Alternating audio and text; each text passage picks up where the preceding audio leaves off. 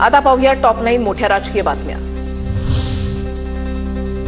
करुणा आणि धनंजय मुंडेंचे संबंध लग्नासारखेच। दोघांनी 2 मुलांना जन्म दिला आहे। एकाच घरात राहिल्याशिवाय शक्य नाही। धनंजय मुंडे यांची याचिका फेटाळून लावताना माझगाव सत्र न्यायालयाचं निरीक्षण। करुणा मुंडे घरगुती हिंसाचार कायद्याअंतर्गत दिलासा मिळण्यास पात्र। सत्र न्यायालयाचे निर्देश। करुणा मुंडे यांना 2 लाख रुपयांची पोटगी देण्याच्या वांद्रे कोर्टाच्या निर्णयाला धनंजय मुंडेंनी दिलं होतं आव्हान।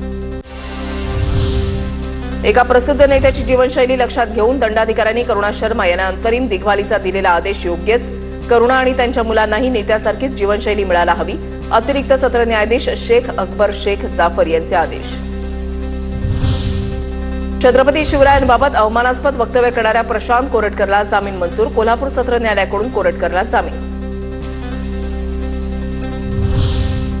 जामीन मिळाल्यानंतरही प्रशांत कोरटकरचा मुक्काम कळंबा कारागृहामध्ये वाढण्याची शक्यता। आज कागदपत्र जामिनाची प्रक्रिया उशिरा झाल्यानं उद्या महावीर जयंतीमुळे कोर्टाचं कामकाज बंद असल्याची माहिती।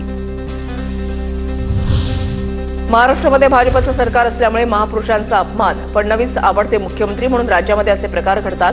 प्रशांत कोरटकरच्या जामिनानंतर आदित्य ठाकरेंची टीका। आम्हाला हरवण्यासाठी महाराष्ट्र निवडणुकीमध्ये मोठा घोटाळा। भाजपने मतदार यादीमध्ये घोळ करून निवडणूक जिंकली। कित्येक वेळा मागणी करूनही मतदार याद्या दिल्या नाहीत। विरोधी पक्षनेते राहुल गांधींसह मल्लिकार्जुन खरगेंचा आरोप।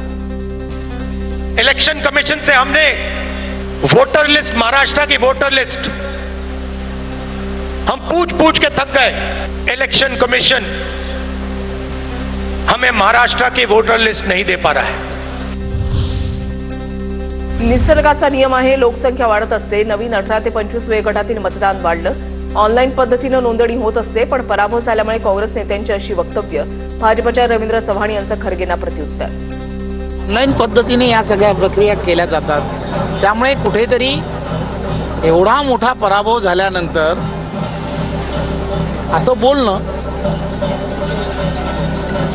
हे स्वाभाविक आहे।